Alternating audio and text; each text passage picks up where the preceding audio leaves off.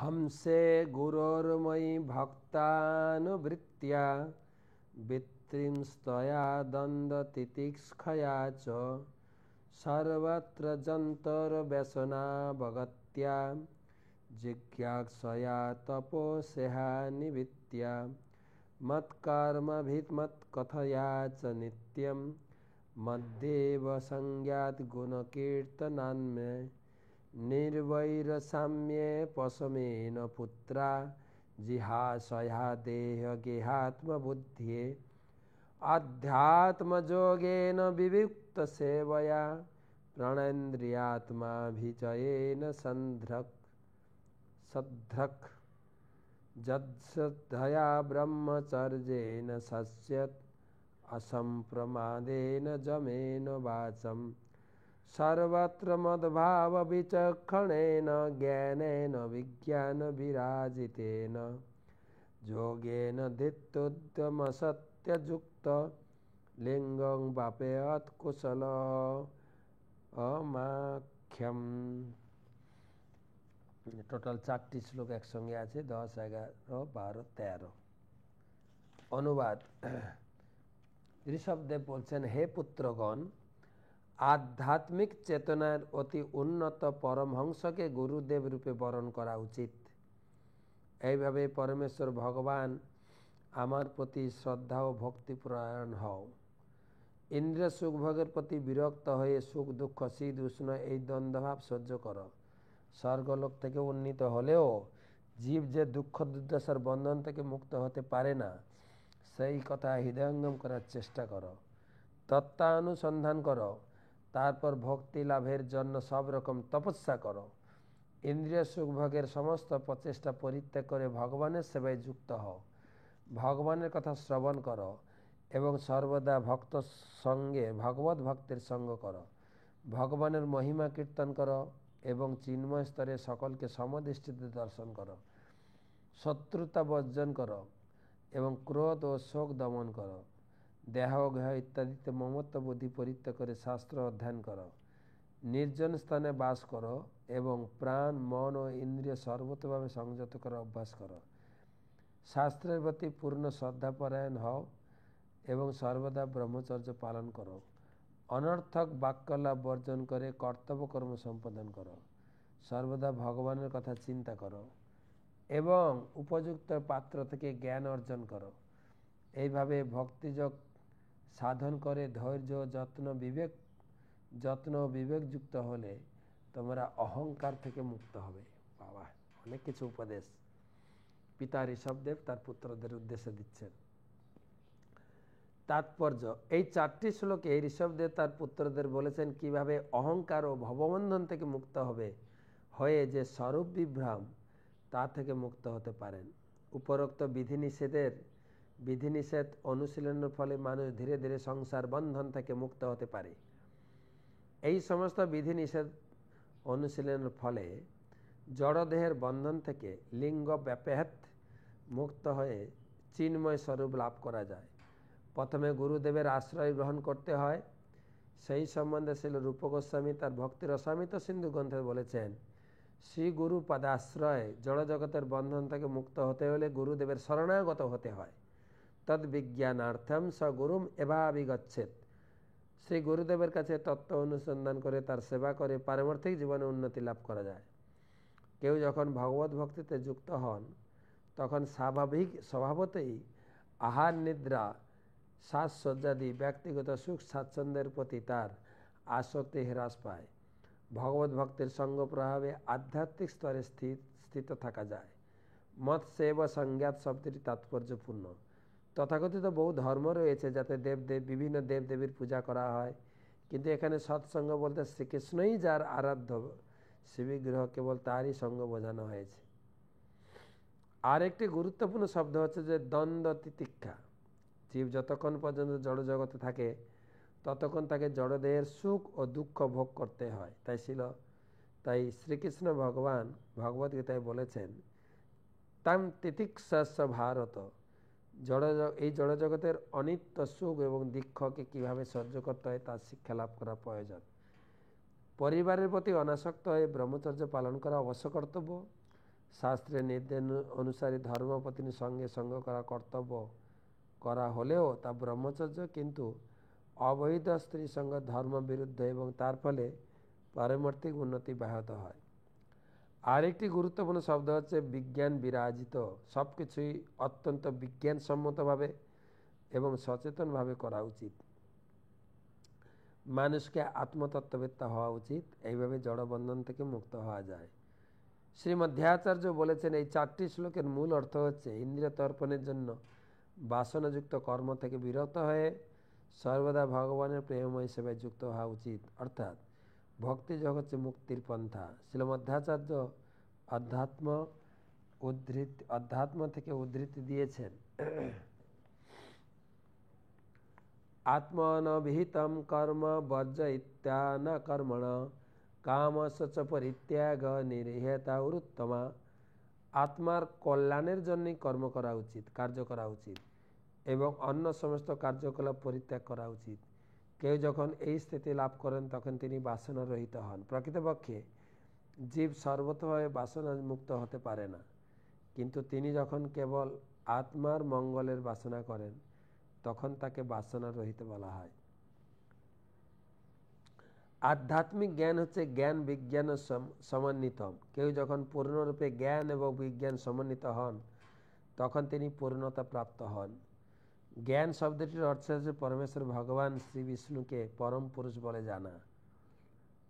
বিজ্ঞান শব্দটির অর্থ হচ্ছে যে কার্যকলাপ অজ্ঞান ও সংসার বন্ধন থেকে মুক্ত করে। শ্রীমদ্ ভাগবতে উল্লেখ করা আছে, জ্ঞানং পরমগুজ্জম মে যদ্বিজ্ঞান সমন্বিতম। ভগবানের জ্ঞান পরম গুহ্য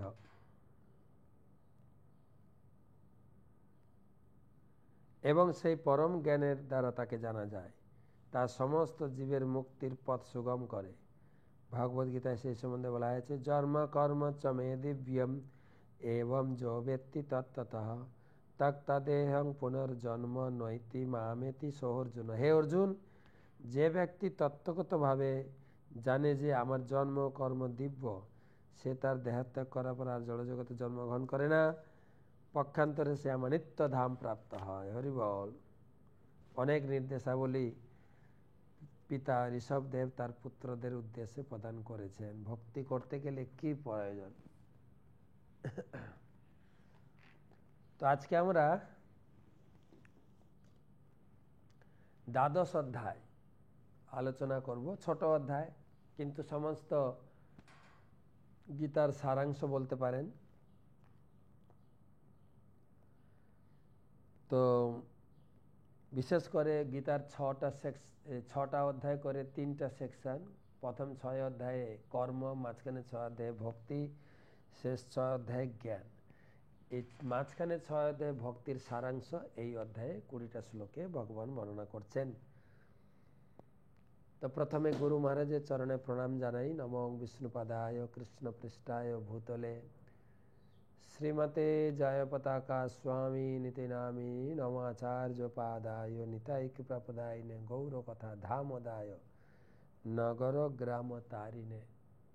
প্রভুপাদের চরণে প্রণাম। নমো বিষ্ণুপাদায় কৃষ্ণ পৃষ্ঠায় ভূতলে শ্রীমতে ভক্তি বেদান্ত স্বামী নীতি নামিনে নমস্তে সারস্বতী দেবে গৌরবাণী প্রচারিণে निर्विशेष शून्यवादी पाश्चात्य तारिणे।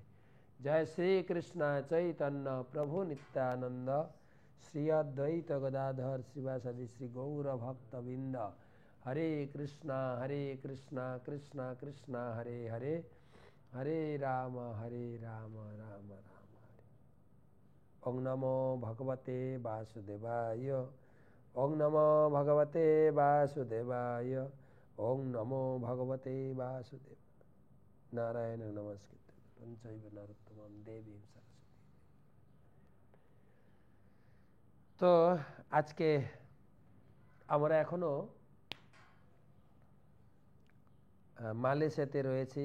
আপনারা মালয়েশিয়া পেনাং মন্দির দর্শন করছেন। রাধা কৃষ্ণ কানায়ানাথ শেষে গৌর নেতায় শ্রী জগন্নাথ বলদেব সুভদ্রা মহারানী। হ্যাঁ, 2 দিন আমরা রথযাত্রা উপভোগ করলাম। পেনাং শহরের 2টো শহর, একটা হচ্ছে এসপি সাংঘাই পাত্তানি না কি যেন, আর একটা হচ্ছে দ্বীপ আমাদের পেনাং দ্বীপ। তো আজকে আমরা জুহুর বারু বলে একটা বড় শহর, সি বিচ মালয়েশিয়াতে, সেখানে রয়েছি। তো কালকে টক শো শুনেছেন, তো আজকে আমরা দ্বাদশ অধ্যায়ের একটু আলোচনা শুনি।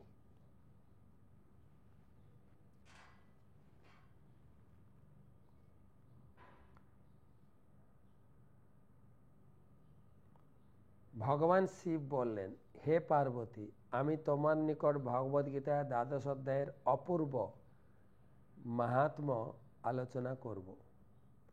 ভারতের দাক্ষিণাত্যে কোল্হাপুর নামে একটি গুরুত্বপূর্ণ তীর্থস্থান অবস্থিত। সেখানে ভগবান বিষ্ণুর দিব্য সঙ্গিনী মহালক্ষ্মীর মন্দির রয়েছে। সকল দেবতারই এই মহালক্ষ্মীকে নিয়মিতভাবে পূজা করেন। স্থানটি সকল বাঞ্ছা পূরণকারী। রুদ্রগয়াও এখানে উপস্থিত।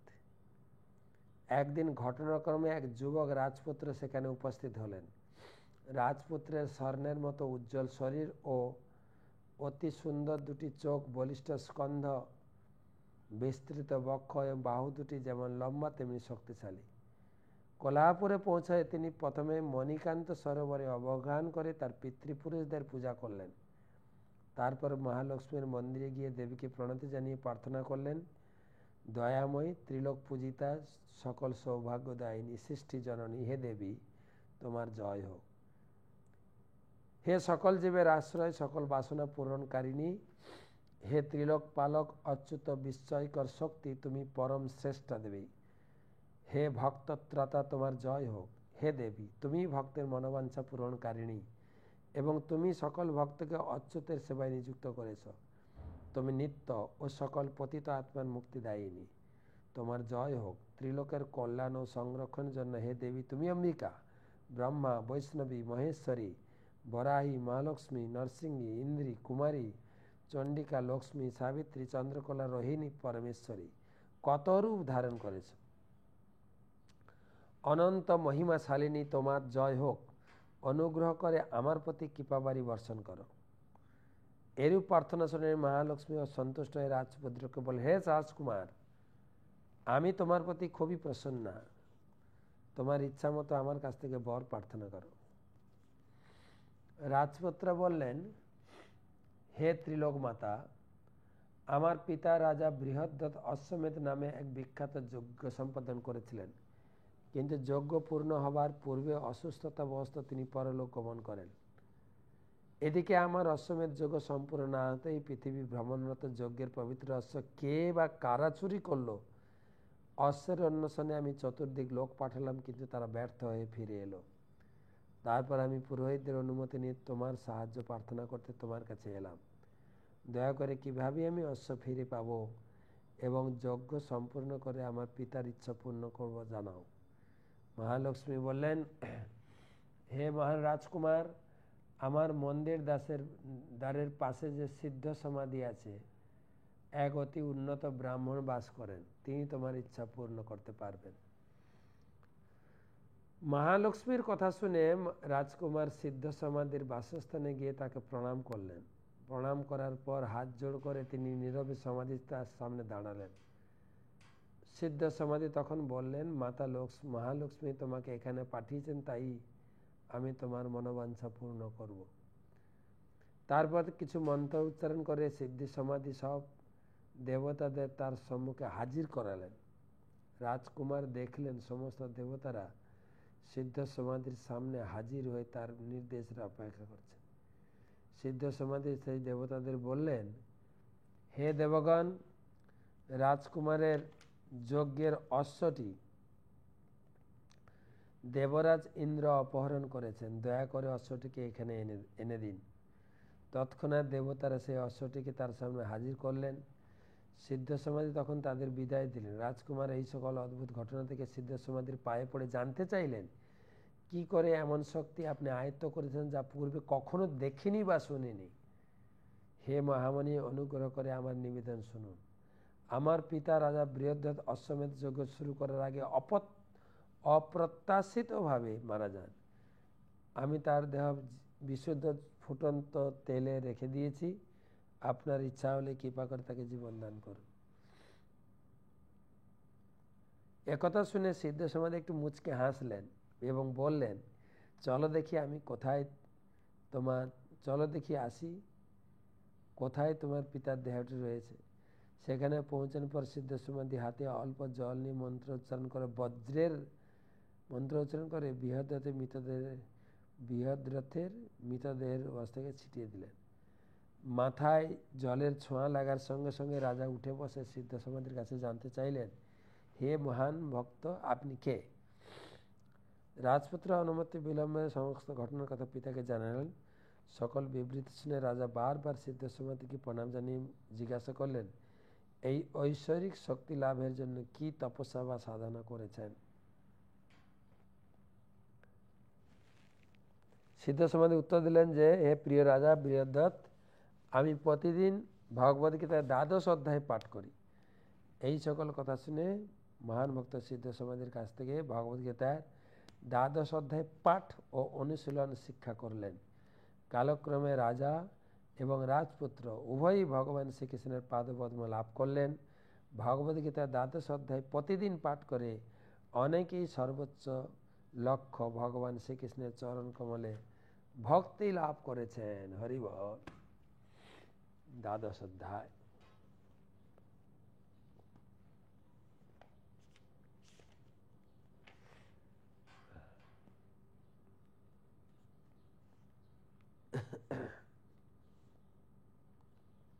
भक्तियोग।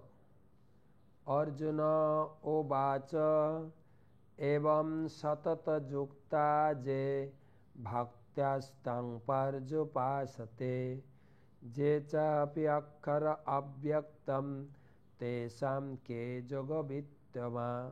অর্জুন জিজ্ঞাসা করলেন, এইভাবে নিরন্তর ভক্তিযুক্ত হয়ে যে সমস্ত ভক্তেরা যথাযথভাবে তোমার আরাধনা করেছেন এবং যারা ইন্দ্রিয়াতীত অব্যক্ত ব্রহ্মের উপাসনা করেছেন, তাদের মধ্যে শ্রেষ্ঠ যোগী কারা? সহজ কথায়, নিরাকার উপাসনা ও সাকার উপাসনার মধ্যে কোনটি শ্রেষ্ঠ? দয়া করে তুমি নিজে বলো। শ্রী ভগবানুবাচ ময়্যাবেশ মনোজে মাম নিত্যযুক্তা উপাসতে শ্রদ্ধয়া পরয়োপেতাস্তে মে যুক্তা তমমতঃ।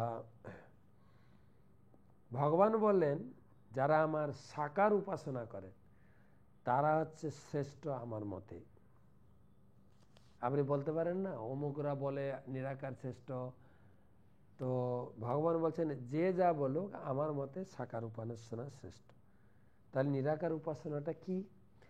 যেতু অব্যক্ত অক্ষর অনির্দেশ্যম পর্যুপাস যেতু অক্ষর অনির্দেশ্যম অব্যক্তম পর্যুপাসতে সর্বতগ অচিন্ত্যম চ কূটস্থম অচলম ধ্রুবম সংনিয়ম্য ইন্দ্রিয়গ্রামম সর্বত্র সমবুদ্ধয় তে তাপ্নুবন্তি মামেব সর্বভূতহিতে রতঃ। যারা নিরাকার অব্যক্তর উপাসনা করে তারাও নির্বিশেষ ব্রহ্মকে উপাসনা করছে, কিন্তু ক্লেশ অধিকতর তেষাম অব্যক্তা শক্ত চেতসাম অব্যক্তা হি গতির দুঃখ্যম দেহ মদ্ভি অবাপ্যতে। কিন্তু যারা এই নিরাকার অব্যক্ত রূপের উপাসনা করে তাদের সর্ব অবস্থাতেই কেবল ক্লেশ লাভ হয়। ক্লেশ ক্লেশ আর ক্লেশ। যেতু সর্বাণি কর্মাণি ময়ি সংন্যস্য মৎপরা অনন্যেনৈব যোগেন মাং ধ্যায়ন্তো উপাসতে তেষাহং সম্মূঢ়তা মৃত্যু সংসার সাগরাৎ ভবানী ন চিরাং পার্থ মজ্জা বেশিত চেতসাম। খুব গুরুত্বপূর্ণ কথা বলেছেন। এই এই যে সাকার উপাসনা সমস্ত কিছু অন্যান্য উপাসনা বাদ দিয়ে কেবল আমার উপাসনা করতে হবে। যেহেতু সর্বাণী কর্মাণী, যত প্রকার জাগতিক কর্ম আছে, জাগতিক কর্ম মানে আপনার কি বলা যায়, সাধ্য, শান্তি, যাগ, যজ্ঞ, সমস্ত কিছু কেবল আমার উদ্দেশ্যে করতে হবে। তাহলে তোমাকে আমি আর কি করতে হবে, যেহেতু সর্বাণী কর্ম মই সংন্যস্য মত পরায়ণ হতে হবে। অনন্য নৈব যোগন, কেবল আমার উপাসনা, ন অন্য। আর যোগে উপাসনা করতে হবে, ধ্যায়ন্ত উপাসনা, ধ্যান সহকারে। তার মানে আপনাকে চোখ কান বুঝে ধ্যান করতে বলা হচ্ছে না। আপনি ভগবানের রান্না করবেন ধ্যানস্থ হয় কি এটা ভগবানের জন্য রান্না হচ্ছে, কত সাবধান এবং খুব চিন্তান্বিত হয়ে রান্না করতে হবে। এমন নয় যে রান্না করব মোবাইলে গল্প করব, না, ধ্যান। ভোগ লাগাবেন ধ্যান, জপ করবেন ধ্যান, পূজা করবেন ধ্যান। অনেক সময় দেখি পূজা করতে এদিকে লেকচারও চলছে গুরুদেবের, এদিকে না, ধ্যান, মন্ত্র উচ্চারণ করে রূপের ধ্যান। প্রথমে তো পূজা করার আগে ধ্যান পূজা আছে, যেটাকে বলে মানসিক পূজা। অন্য কিছু শুনতেই পাবেন না, কিছু করতে পারবেন না, একদম ধ্যান। ভোগ লাগাবেন ধ্যান, দরজা বন্ধ করে দিয়ে আস্তে আস্তে ঘন্টি বাজবে, মন্ত্র পড়বেন ধ্যান। ভগবানকে আরতি করবেন ধ্যান। চরণে আরতি করছি, নাভিতে আরতি করছে, মুখমণ্ডলে আরতি করছে, সারা শরীরে ধ্যান। যা কিছু করবেন ধ্যানস্থ, মাং ধ্যায়ন্ত উপাসতে তেসাম সম্মুখ, তাকে আমি উদ্ধার করব, যে আমার ধ্যানে মগ্ন। কখন উদ্ধার করবেন? ভবানী ন চিরাং পার্থ, খুব অচিরেই তাকে উদ্ধার করব, অচিরেই, বেশি সময় লাগবে না, অচিরেই। কেননা সে এমনিতে আমাতে মজ্জাবেশিত হয়ে আছে। তাই একদম ফাইনাল স্টেজ বলছেন, মজ্জাবে মন আধস্ত ময়ি বুদ্ধিম নিবেশয় নিবসি শশী মজ্জেব তত ঊর্ধ্বম ন সংশয়। অতএব আমাতেই তুমি তোমার মন সমাহিত করো, আমাতেই বুদ্ধি অর্পণ করো, আমার নিকটে বাস করবে, এতে কোনো সন্দেহ নেই। মজ্জেব মন আধস্ত। এবারে ভগবান 9, 10, 11 এইসব ডিসকাউন্ট দেবেন। তুমি যদি সম্পূর্ণরূপে আমাতে মন নিবিষ্ট করতে না পারো, তাও তুমি নিরুৎসাহিত হইও না। অথ চিত্যম সমাধাতুম ন শক্নসি মহি স্থিরম অভ্যাস যোগেন ততো মাম ইচ্ছাপ্তুম ধনঞ্জয়। অথ চিত্তম সমাধাতুম ন শক্নসি, তুমি যদি 100% আমার চিন্তায় মগ্ন হতে না পারো, 100% তোমার মন বুদ্ধিকে আমার চরণে অর্পণ করতে না পারো, তাহলে তুমি অভ্যাস করো। ন শক্নসি মহিস্থিরম, যদি সম্পূর্ণরূপে তোমার মন বুদ্ধি আমার চরণে অর্পণ করতে না পারো, অভ্যাস যোগেন তত, অভ্যাস যোগ বা বৈধি ভক্তি অনুসরণ করে, যেটা আমরা করছি, গুরুদেবের কাছে দীক্ষাপ্রাপ্ত হয়ে নির্দিষ্ট সংখ্যক নাম জপ প্রতিদিন, ভগবানকে নিবেদন করে প্রসাদ গ্রহণ এবং 4 নিয়ম পালন সারা জীবন তুমি অভ্যাস করো। অভ্যাস অভ্যাস করতে করতে করতে করতে তোমার মন এবং বুদ্ধি আমাতে অর্পিত হবে। অভ্যাস করো।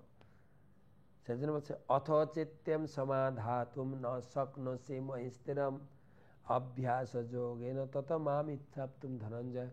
গুরুদেবের নির্দেশ আনুগত্য হয়ে অভ্যাস করুন। আচ্ছা, যদি আমার পক্ষে এই 16 মালা জপ 4 নিয়ম পালন সারা জীবন। এই এখন চলছে শীতের সময়, যদিও আমি ভারত থেকে 12 তারিখ বেরিয়েছি, 12 ডিসেম্বর, শীত ভালোই শীত ছিল গীতা জয়ন্তী শেষ করে। তারপরে বাহারিনে গেলাম, ওখানে তো আরও শীত, 7-8 ডিগ্রি। তারপরে এসে মালয়েশিয়াতে গরম 28 ডিগ্রি, যেখানে সবসময় এসি এবং ফ্যান চালিয়ে ঘুমাতে হচ্ছে, গরম।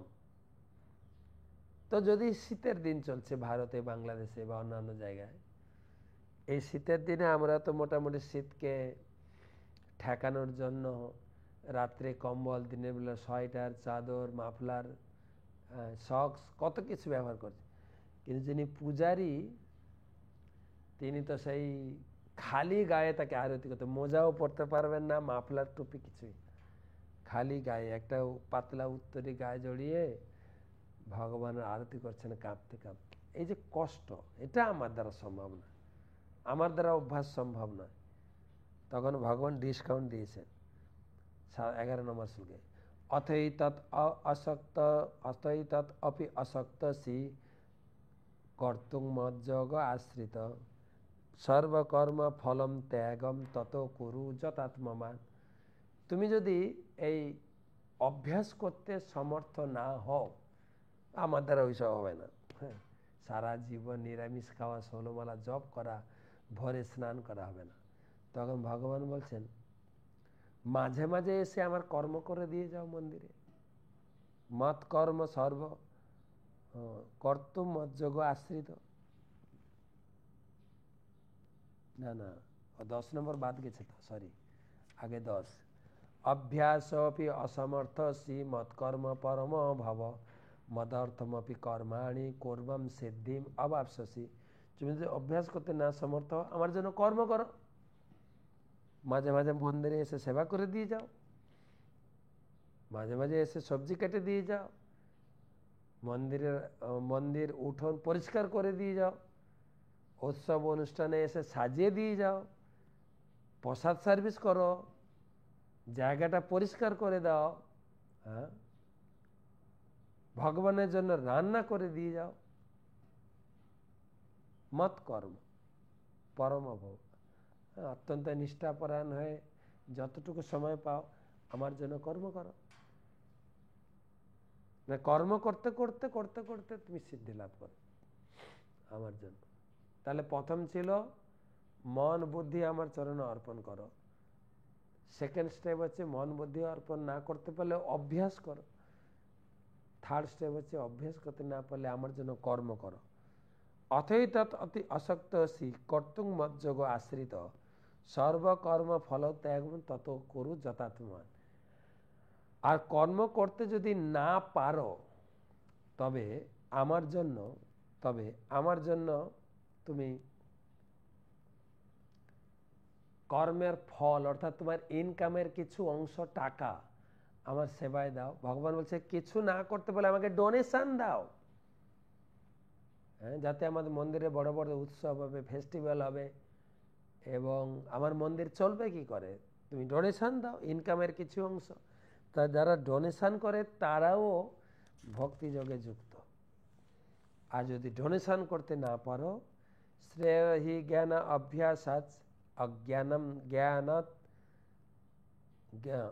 অজ্ঞানাৎ জ্ঞানাৎ ধ্যানাৎ বিশেষতে ধ্যানাৎ কর্মফল ত্যাগাৎ শান্তি অনন্তরম। আর যদি ডোনেশন বলে, আমার তো টাকা কোথায় ডোনেশন করবো তোমাকে, বলে ঠিক আছে, তোমাকে কিচ্ছু করতে হবে না, একটা গীতা কিনে পড়ো। জ্ঞানাৎ ধ্যানাৎ বিশেষতে, এই গীতা পড়তে পড়তে পড়তে পড়তে তোমার ভিতরে এই জ্ঞানের বোধ উদয় হবে, হ্যাঁ, যে আমার কি করা উচিত কি করা উচিত নয়।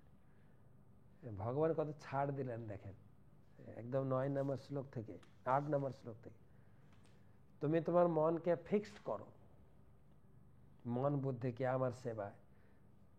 9 এটা গেল 8। 9 হলো যদি ফিক্সড করতে না পারো, তাহলে প্রতিদিন অভ্যাস করো, অভ্যাস করতে না পারলে আমার জন্য কর্ম করো, কর্ম করতে না পারলে আমার জন্য ডোনেশন দাও, আর যদি তাও না পারো একটা গীতা কিনে পড়ো, তাহলেও ধীরে ধীরে তোমাকে আমি উদ্ধার করব। তুমি গীতা পড়ার সাথে সাথে তুমি আমার ভক্তি যোগে যুক্ত হয়ে গেছো, তোমাকে আমি উদ্ধার করব।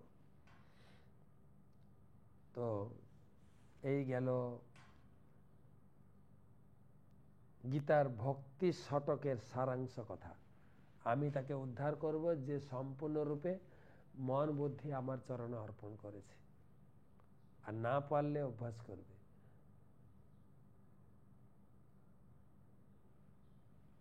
অভ্যাস, আর অভ্যাস না পারলে কর্ম করো, কর্ম না করতে পারলে তুমি ডোনেশন দাও, ডোনেশন যদি না দিতে পারো অ্যাটলিস্ট গীতা কিনে পড়ো।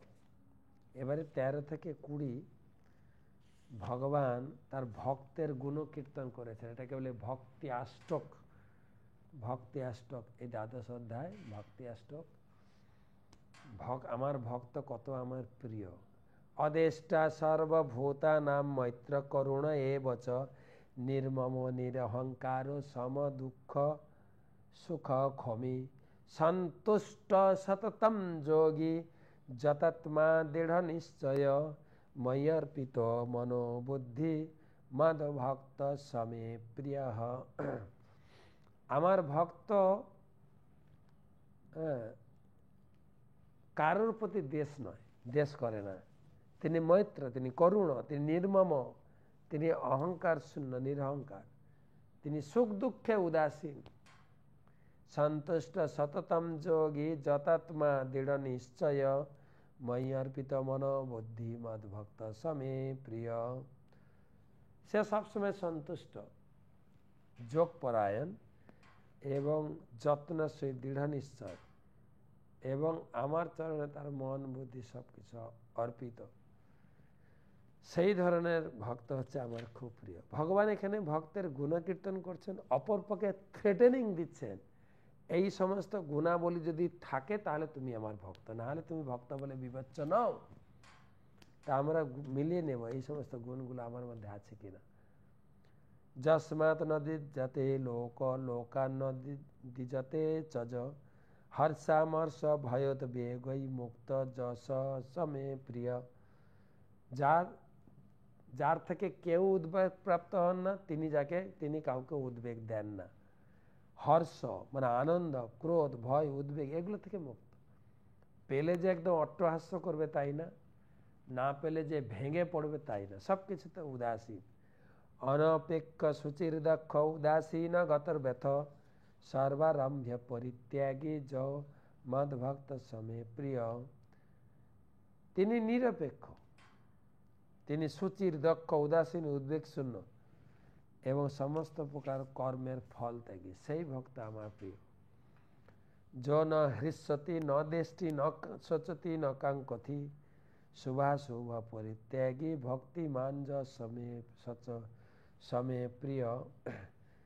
যিনি প্রিয় বস্তুর প্রাপ্তিতে হৃষ্ট হন না এবং অপ্রিয় বস্তুর প্রাপ্তিতে দেশ করেন না, যিনি প্রিয় বস্তুর বিয়োগ শোক করেন না, অপ্রাপ্ত ইষ্ট বস্তুর আকাঙ্ক্ষা করেন না, এবং তিনি শুভ অশুভ সমস্ত বিষয়ে পরিত্যাগ করেন, এবং যিনি ভক্তিশূন্য, তিনি আমার প্রিয় ভক্ত। যিনি ভক্তিযুক্ত, প্রিয় বস্তু অপ্রিয় বস্তুর প্রাপ্তি বা অপ্রাপ্তিতে দুঃখিত হন না এবং কোনো কিছু আকাঙ্ক্ষাও করেন না। সমশত্রৌ চ মিত্রে চ তথা মান অপমানয় শীতোষ্ণ সুখ দুঃখেষু সমসঙ্গ বিবর্জিতা তুল্য নিন্দাস্তুতি মৌনি সন্তুষ্ট যেন কেনচিত অনিকেত স্থিরমতি ভক্তিমান মে প্রিয় নরহ। শত্রু মিত্রতে উদাসীন, এরকম হতে পারবেন তো আপনি? তো তাহলে ভগবানের ভক্ত। শত্রু মিত্রতে উদাসীন, মান অপমানে উদাসীন, সুখ দুঃখে শোক দুঃখ কোনো কিছুতে বিচলিত নন। তুল্য নিন্দা স্তুতি মৌনী, তাকে কেউ প্রশংসা করুক আর তার নিন্দা করুন, কিছু যায় আসে না। সন্তুষ্ট যেন কেনচিৎ, সব সময় সন্তুষ্ট। অনিকেত স্থিরমতি, তার কোনো আশ্রয় নেই, কেবল ভগবানই হচ্ছেন আশ্রয়। স্থিরমতি ভক্তিমান মে প্রিয়। লাস্ট শ্লোক। আপনি হয়তো বলতে পারেন ভগবান যা যা গুণাবলীর কথা বলেন আমার ভিতরে একটাও নেই, তাহলে আমি কি ভগবানের ভক্ত নই? ভগবান বলছেন আমার ভক্ত হতে গেলে এই গুণগুলি তোমাকে অর্জন করতেই হবে। তাই ভগবান বললেন যে তু ধর্মামৃতমিদম যথোক্তং পর্যুপাসতে সদ্ধধানামৎ পরমা ভক্তাস্তেয় অতীব মে প্রিয়া। যারা, ঠিক আছে, তুমি যদি মনে করো যে না আমার এই গুণগুলো আছে, এই গুণগুলো নেই, আবার তুমি যদি মনে করো এই ধরনের একটু গুণ আমার নেই, ভগবান বলছেন আমি যেটা বলছি সেটা বিশ্বাস করো, এবং এই বিশ্বাস করে সেই গুণগুলো প্রাপ্তির লক্ষ্যে যিনি ভক্তি যোগে যুক্ত থাকবেন তাকেও আমি উদ্ধার করব, সেও আমার প্রিয় ভক্ত হবে, অত্যন্ত প্রিয়। তো যাই হোক, এই ছিল 20টা শ্লোক। ভগবানের প্রতি ভক্তি করে দিব্য জ্ঞানের অধিকারী লাভ করা এবং সাকার আর নিরাকার উপাসনার মধ্যে কোনটি শ্রেয়? সাকার উপাসনা শ্রেয়।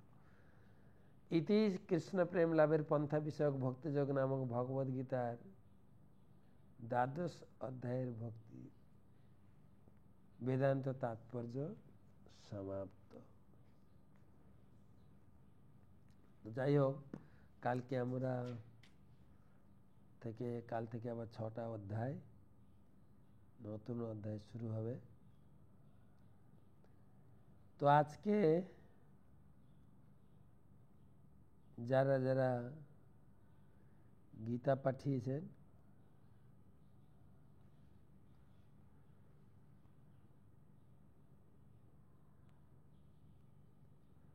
আমাদের নিত্য মাধবী মাতাজির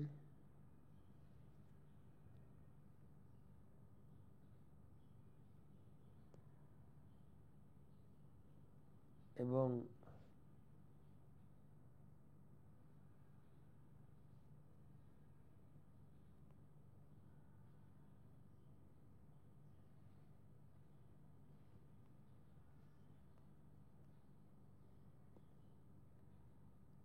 চিন্ময় ব্রজ সুন্দর দাসবাবুর লিস্ট নিত্য মাধবী মাতাজির হয়ে গেছে। আকাশ খান 25টা গীতা, মামনি কমল খাটুয়া আদার্স 9টি গীতা, মৌসুমী বেরা 4টি গীতা, সুষমা সুবত্ত মাধব 3টি গীতা, কমল সামন্ত 2টি গীতা, প্রবীর হাজরা 2টি গীতা, কমল সামন্ত 2টি গীতা, প্রবীর হাজরা 4টি গীতা, সজল কুমার দাস 2টি গীতা, গৌরাঙ্গ মাহাতা 1টি গীতা, সায়শ্রী গাইন 5টি গীতা, পূর্ণিমা ও কৃষ্ণেন্দু হালদার 11টি গীতা, আশু বিশ্বাস 2টি, অখিল শ্যামদাসী রঞ্জন বিশ্বাস 12টি, বিশ্বজিৎ বিশ্বাস 12টি, কবিতা পাত্র 2টি, প্রদীপ পাত্র 4টি, পলি পাত্র 1টি। আচ্ছা, কৃষ্ণ সেবিনী মাতাজি সমরেশ চৈতন্য দাস 2টি, ডালি দাস 2টি, জগমোহিনী রাধা দেবী দাসী 1টি, উত্তম গৌর প্রভু রাম অঙ্কিত 42টি গীতা, সুবল গৌর প্রভুর লিস্ট, সৌমেন বিশ্বাস 4টি, অসিত শুভ্রা নীল কয়াল 1টি, চিত কয়াল 2টি, তাপসী মাইতি হরিপ্রিয়া 4টি, বুলবুল বসাক হরিপ্রিয়া 1টি, গাছাই সর্দার 2টি, তরুণ ঘোষ 2টি, সন্তোষ সরকার 4টি, সঞ্জয় পণ্ডিত 2টি, সোনালী বক্সি 3টি।